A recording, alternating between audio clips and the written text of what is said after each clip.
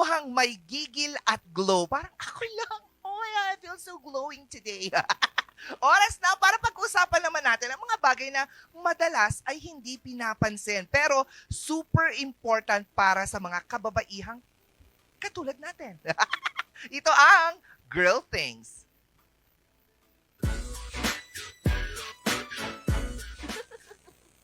Late ka na, bes. Pero syempre, makeup is life, di ba? A little foundation here, konting lip tint doon, blush para di mo kumpuyat. Tapos, let's go na. Pero wait, naisip mo na ba kung anong totoong nilalagay mo sa mukha mo? Alamin yan dito sa What's Really in Your Makeup. Bestie, ang ganda ng makeup mo, pero baka may tinatago siyang tsaka sa loob. Let's start sa mga good boys. Good ingredients. Ang hyaluronic acid ay madalas makita sa mga foundations, tinted moisturizers, and concealers. Makakatulong ito sa pag-hydrate ng skin, reducing appearance of fine lines, at anti-aging pa. Over naman sa hydration, as in plump ang skin mo all day. While niacinamide are usually found in primers and BB creams, and it can help to minimize the pores, even out skin tone, and calms inflammation and redness. Less redness, less oil. Perfect sa init ng Pinas. Ang squalane naman ay present in some liquid blushes and dewy finish foundations. It suits irritated skin, has brightening effects, and non-comedogenic pa. Like, wow, amazing, di ba? Green tea extract is very common sa cushion foundations and skin tints. It helps to control sebum production, calms your skin, and help treat acne, especially kung sensitive and acne-prone skin ka.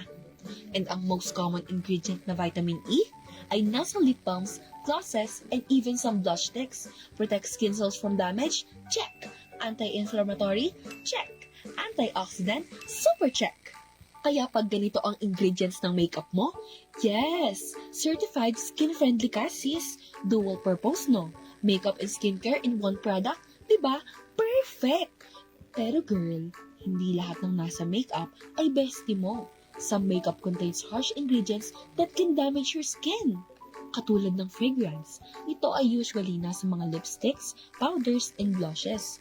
Mabango siya pero it can cause skin irritation and allergic reactions na maaaring mag-cause sa pagkasira ng ating skin barrier. Ang alcohol dinat naman ay nasa setting sprays and some foundations.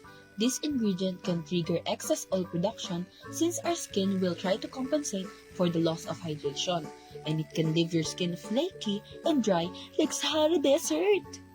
Ang top naman ay usually in loose powders, highlighters, and blushes. Some talc may be contaminated with asbestos and can cause lung issues if inhaled. And it can trigger your sensitive skin then that might cause itchiness, burning, or breakouts. Or worse, it can damage your skin and health in the long run. Gets naman na mahirap intindihin minsan ang label. Parang ka-talking stage mo lang, di ba? Pero tandaan, knowledge is power, bestie.